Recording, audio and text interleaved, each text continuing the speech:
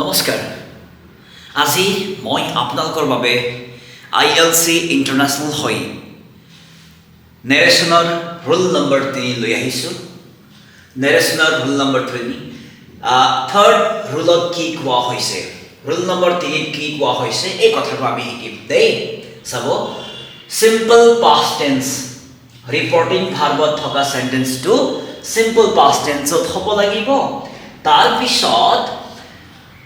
উদ্ধকমত থকা সেন্টেন্স মানে হল reported speech to positive sentence নতুবা নেগেটিভ সেন্টেন্স হ'ব লাগিব দেই চাব তো কি হ'ব ইনডাইৰেক্ট স্পীচত বা কেনেকৈ আমি পৰিৱৰ্তন কৰিব পাৰো চেঞ্জ কৰিব পাৰো চাব ইয়াত থকা সেন্টেন্সটো সেম সেন্টেন্স লিখা হৈছে ইয়াৰ ভাঙনিটো তলত পাই যাব আপুনি তাৰ পিছত পজিটিভ সেন্টেন্স বা নেগেটিভ সেন্টেন্সৰ যি টেন্স থাকে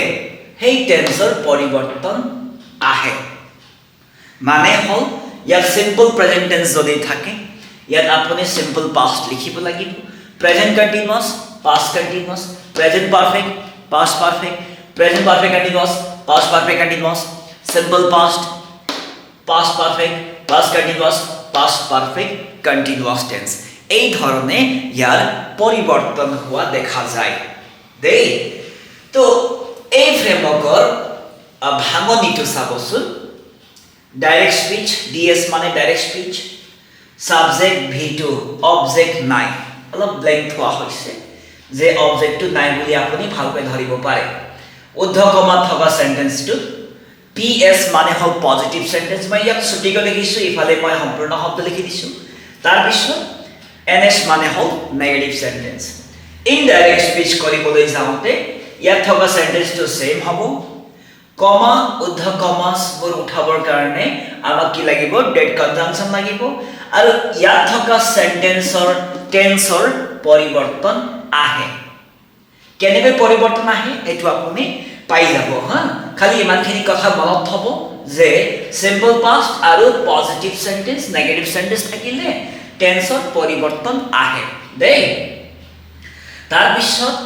বি নম্বৰ ৰুলত পালো আমি যে সাবজেক্ট V2 কিয়নো সিম্পল পাষ্ট টেন্স হয়তো ভাৰ্বৰ সেকেন্ড ফৰ্ম হ'ব লাগিব তাৰ পিছত অবজেক্ট থাকিব অবজেক্ট থাকিলে কি হয় এই ভাৰ্বৰ হলনি আমি টল বহাব লাগিব তাৰ পিছত এই অবজেক্টৰ ঠাইত থকা শব্দবোৰত টু হাইড হ'ব তাৰ পিছত বাকি শব্দখিনি পুট কৰিব লাগিব লিখিব লাগিব কমা উদ্ধকমা উঠাবৰ কাৰণে আমাক ডেট লাগিব টেন্স মাস্ট বি চেঞ্জড বুজি পাইছে নহয় এতিয়া কেনেকৈ চেঞ্জ হয় এই কথাটো আমি শিকিবলৈ গৈ আছো দেই নমস্কাৰ আজি আমি শিকিম টেন্সৰ ৰুল নম্বৰ 3 টেন্সৰ পৰিৱৰ্তন হয় মানে হল ৰিপৰ্টেড ক্লোজৰ সেন্টেন্স বোৰ ৰিপৰ্টেড স্পীচৰ সেন্টেন্স বোৰ কেনেকৈ টেন্সৰ পৰিৱৰ্তন হয় এই কথা আমি শিকিম দেই চাবচোন যেহেতু ইয়াত লিখা হল টেন্স মাস্ট বি চেঞ্জড কেনেকৈ পৰিৱৰ্তন হ'ব এই কথা আমি শিকিবলৈ গৈ আছো চাব দেই ডাইৰেক্ট স্পীচ মই ছুটিকৈ লিখিছো ৰিপৰ্টেড ক্লজ মানে হল এইটো ডাইৰেক্ট স্পীচ ৰিপৰ্টেড ক্লজ মানে এইটোৰ কথা কোৱা হল ঠিক আছে তাৰ পিছত ইনডাইৰেক্ট স্পীচ মানে হল উত্তৰটো ইনডাইৰেক্ট স্পীচ ৰিপৰ্টেড ক্লজ মানে হল এই কথা টেন্স মাস্ট বি চেঞ্জড বুলি কোৱা হল কেনেকৈ চেঞ্জ হ'ব এই কথাটো আমি শিকিম দেই চাবচোন যদি ডাইৰেক্ট স্পীচত পজিটিভ বা নেগেটিভ সেন্টেন্সটো সিম্পল প্ৰেজেন্ট টেন্সৰ হয় তেন্তে সিম্পল পাষ্ট ইয়াত সিম্পল পাষ্টৰ সেন্টেন্স হ'ব দেই তাৰ পিছত প্ৰেজেন্ট কন্টিনিউয়াস যদি সেন্টেন্স থাকে তেন্তে পাষ্ট কন্টিনিউয়াস টেন্স হ'ব ইয়াত বুজি পাইছে তাৰ পিছত প্ৰেজেন্ট পাৰফেক্ট টেন্স যদি থাকে প্ৰেজেন্ট পাৰফেক্ট টেন্স যদি থাকে তো ইয়াত পাষ্ট পাৰফেক্ট টেন্স হ'ব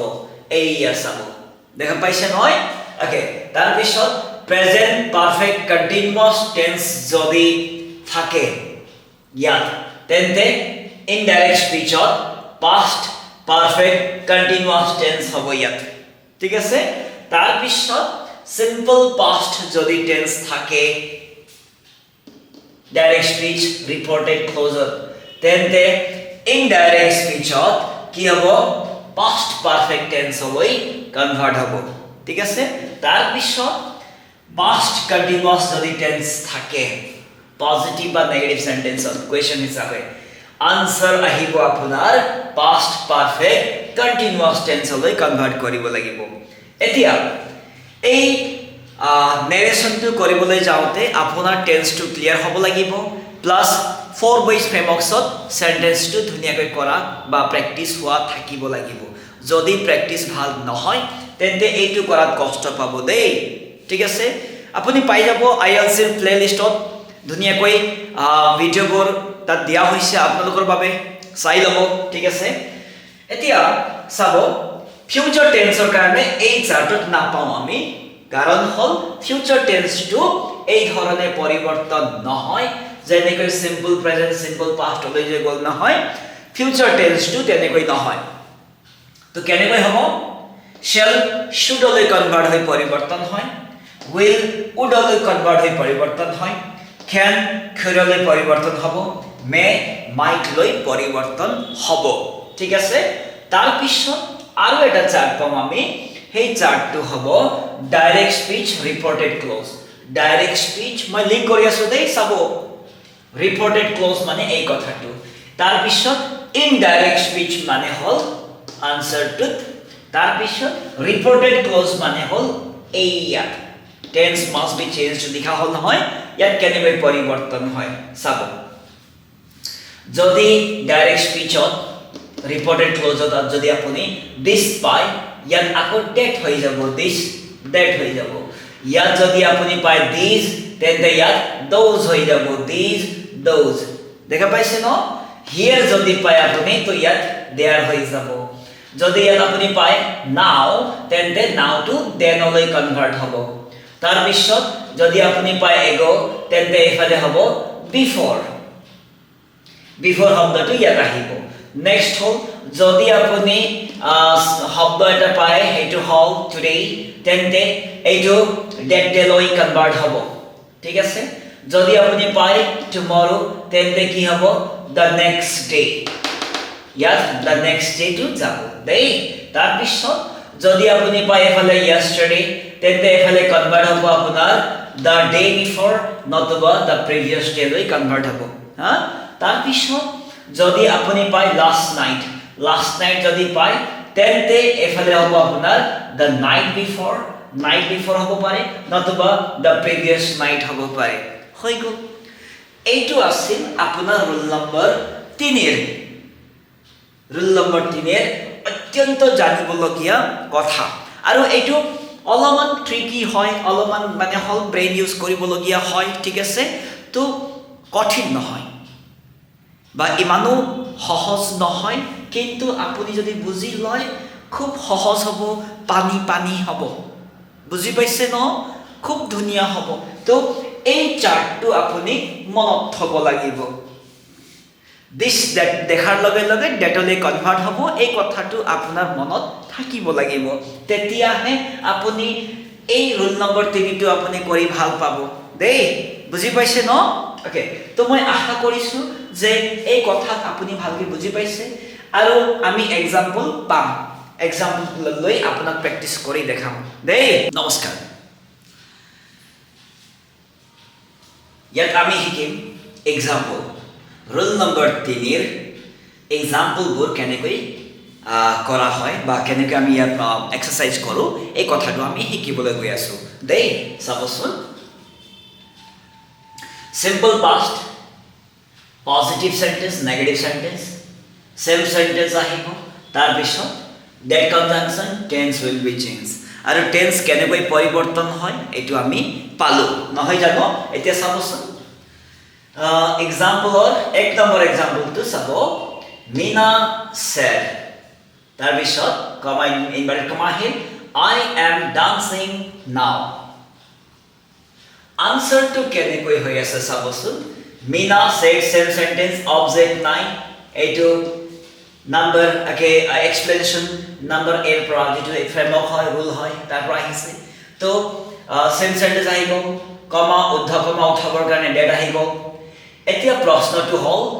প্ৰেজেন্ট কন্টিনিউয়াস কলে পৰিৱৰ্তন হ'ব শিকিছিল নহয় কলে পৰিৱৰ্তন হ'ব এইটো পৰিৱৰ্তন হ'ব past continuous লৈ মানে হ'ল সাবজেক্ট be2 আৰু অবজেক্ট কলে পৰিৱৰ্তন হ'ব নহয়নে বাৰু চাবচোন এতিয়া মিনা said বুলি কোৱা হ'ল সেম সেন্টেন্স আহি গ'ল ডেট কনজাংশন আহি গ'ল কমা উদ্ধ কমা উঠাবৰ কাৰণে এতিয়া আই মানে কোন হয় মিনা হয় মিনাই কৈ আছে কওঁতা মিনা হয় তো আই হয় আই মানে হ'ল মিনা মিনাৰ pronoun কি হয় she হয় ফিমেল হয় she হৈ গ'ল তাৰ পিছত past continuous tense was বৰৰ পৰা sheৰ লগত was আহে ডান্স শব্দৰ লগত ডান্সিং আহিব হৈছে নে তাৰ পিছত নাও টু দেনলৈ কনভাৰ্ট হোৱা আমি পাইছিলো হৈ গ'ল ইমান সহজ এক্সাম্পল নম্বৰ 2 চাব Raju said to me comma inverted comma আহি গ'ল you are not my friend answer to এটো বিৰ পৰা আহিছে দেই চাব বিৰ পৰা আহিছে অলপ মিলাই ল'ব চাৰ্টটো চাব কিয়নো অবজেক্ট আছে তো সেম সাবজেক্ট আহিব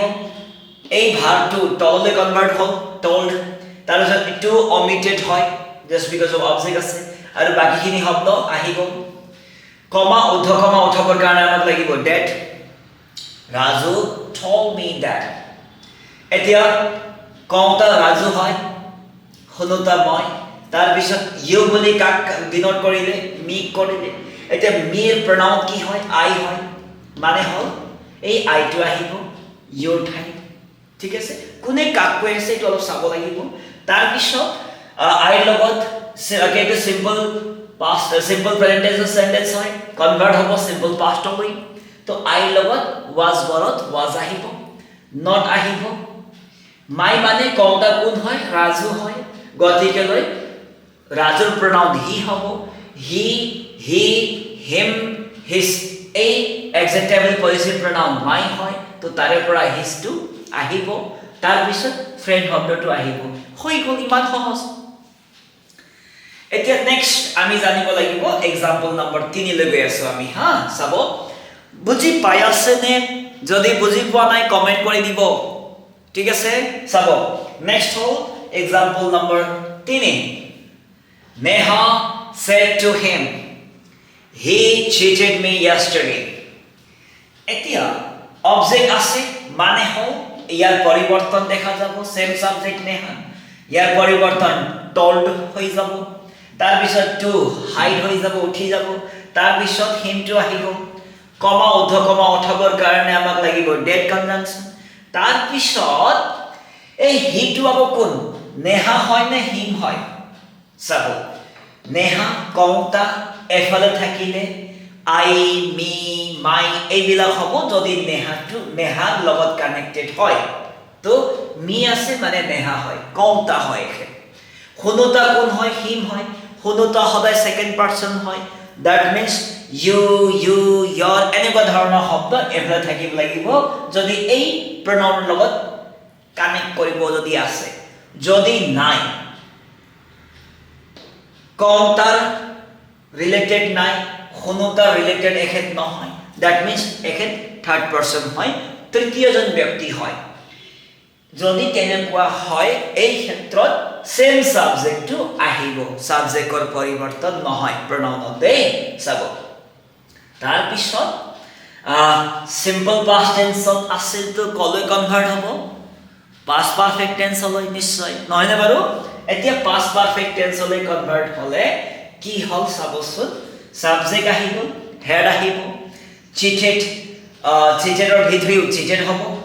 ভিটো চিটেড ভিতৰি চিটেড তাৰ পিছত মি মানে হ'ল আকৌ নেহা নেহাৰ pronoun she হয় she এতে মি শব্দটো অবজেক্টিভ pronounৰ পৰা লৈ অনা হৈছে she শব্দৰ অবজেক্টিভ pronoun আকৌ har হৈ যাব এই harটো ইয়াত আহিছে বুজি পাইছে নহয় তাৰ পিছত yesterday টো কলে কনভাৰ্ট হ'ব বুলি আমি শিকিছিলো